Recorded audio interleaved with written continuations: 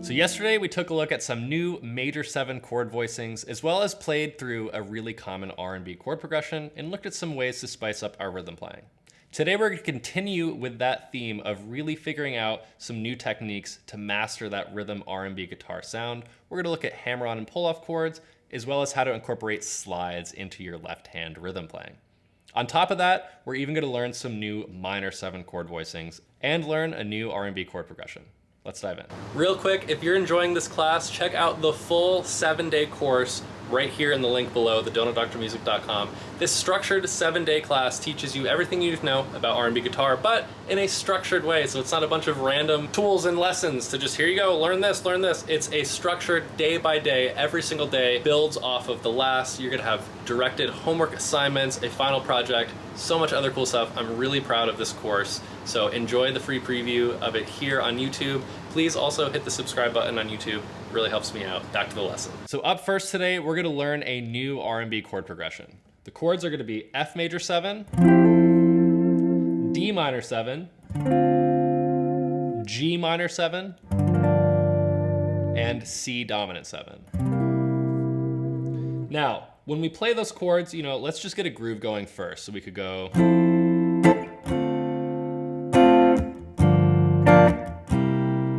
So that'll be our groove for today. So first thing I want to take a look at today is adding in those hammer-on and pull-off chords, because that is the #1 sound of R&B guitar, right? All those sounds. So let's first by taking a look at the minor 7 chord off of the A string root, right? Just our run-of-the-mill minor 7 chord here. Now, you'll notice our pinky is just kind of hanging out, free floating, right? So let's put this thing to work. So the most common move that R&B players use on minor 7 chords sounds like this. Right, and all we're doing here is I'm using my pinky on that high E string. If I'm playing a D minor 7 here, I'm hammering on my pinky to the 8th fret on that high E string. Same thing on the B string, and then on the G string, we're hammering on to the 7th fret. So all I'm doing is hammer on, pull off, hammer on, pull off, hammer on, pull off. Now you can use that as an exercise all on its own, without even really worrying about your right hand. Don't worry about volume so much here, just worry about your pinky being accurate on all those strings. Now, the most important part of this is that we're not picking every single hammer-on and pull-off. A lot of players I see will go, which is fine, but the more common way to do this is just to strum through the chord and then do the hammer-ons and pull-offs without attacking them again with your right hand. So I'll just strum through. Again. Gives it a much more smooth sound. If you prefer the sound of every single hammer-on and pull-off being attacked with your right hand, you can absolutely do that. I just encourage you to practice both ways. Now you can also use your pinky in other chords, right? If I have that F major 7 here, I know I don't have, a free finger here, but what I could do is I could hammer on that pinky, right? So I'll start by playing my F major 7 without my pinky down, strum through it, and then hammer on that pinky, right? And that works for any major 7 chord. This is also a really good technique if you do have a whammy bar to introduce some right hand whammy technique. Now, it's very self-explanatory, right? When you play a chord, you can just give it a little jiggle. Don't get too carried away. I've heard some players who just overuse the whammy bar and it really ruins the progression. You'll hear like,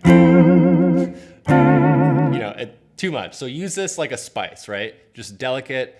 Use it as like a punctuation mark, like a comma in your sentence. You don't want to have it on every single phrase, right? But maybe I start, hammer on, give it a little whammy. Right? Very tastefully useful. If you don't have a whammy bar, that's totally fine. I play a lot of R&B gigs without a whammy bar at all. A lot of my other guitars, like I have a Les Paul that I play a lot, doesn't do that sound, and you can still nail the R&B feel. So if you don't have one, don't stress. Now, the last technique we're looking at today is utilizing slides with our chords. So just for the sake of simplicity, let's say we're going on a chord progression that just goes from D minor 7 to E minor 7, right? Now I could just play through,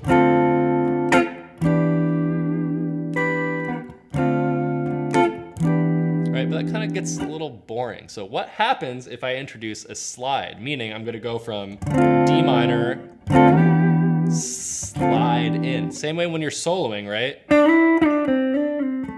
We all know what a slide is. We're gonna do that with the entire chord. So the way I might do that, slide in. So I'm attacking where I'm starting, sliding into that chord. And there's different variations to do this, right? I could attack the first chord, let you really hear that slide, or I could just do it so fast that it feels more like a burst of wind, right? Like that. That to me is the more R&B sound.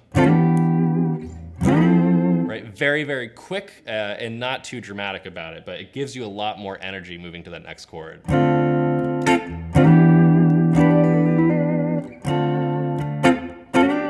So practice that, just going between D minor and E minor 7. Just practice getting a groove. And then once you're grooving, introduce the slide. So here we go.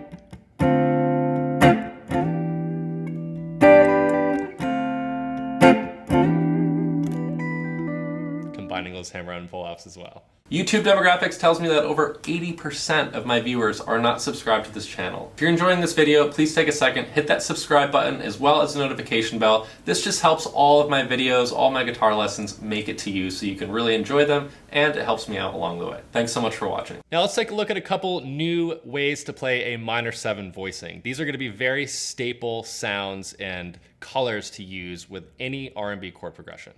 Let's start by learning a C minor 9 shape, right?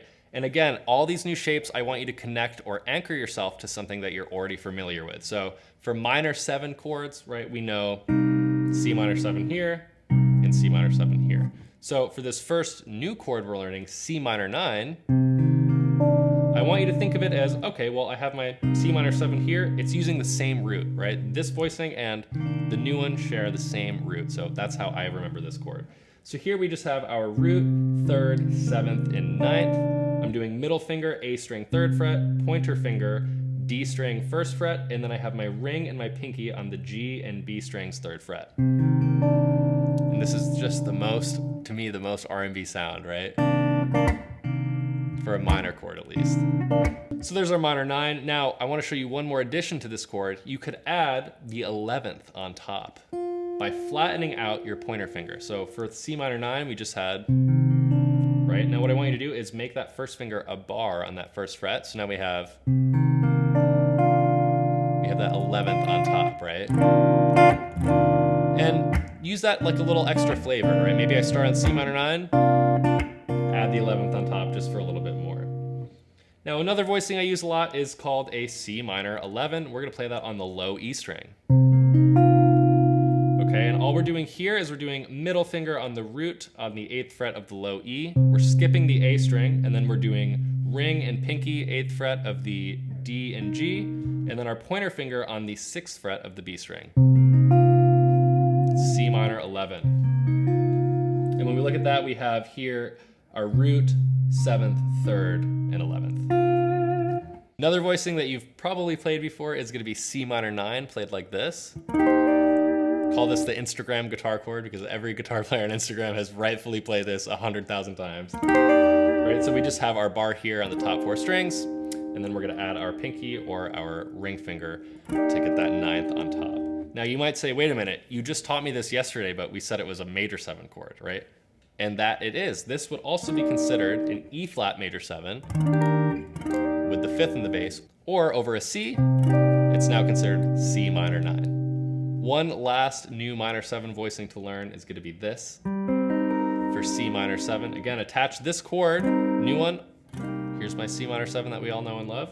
And I say this is built off of the 5th of that. So here we go. We have 5th, root, 3rd, and 7th. And I'm doing that by playing my middle and ring on the 5th fret of the D and G, pointer finger, 4th fret of the B, pinky, 6th fret of the high E string. And this really is just a drop voicing, so it's just an inversion of C minor, but it's a really effective chord. So for your homework assignment today, I want you to play through our chord progression. Again, we had F major 7, D minor 7, G minor 7, C C7. And when you play through this chord progression, you can use any of the new major 7 chords from yesterday, but I want you to really zoom in and try some of those new minor 7 chord voicings you just learned today. Again, the voicings are useless unless you hear them in context, right? I could show you new chords all day, but until you hear them in a song or in a chord progression, are you really gonna digest them? So very important to practice them in context with this chord progression. Swap out any of the minor 7 chords for these new voicings that you've learned, as well as incorporating some sliding techniques that we looked at and working out your hammer-ons and pull-offs. Happy practicing, and I'll see you tomorrow.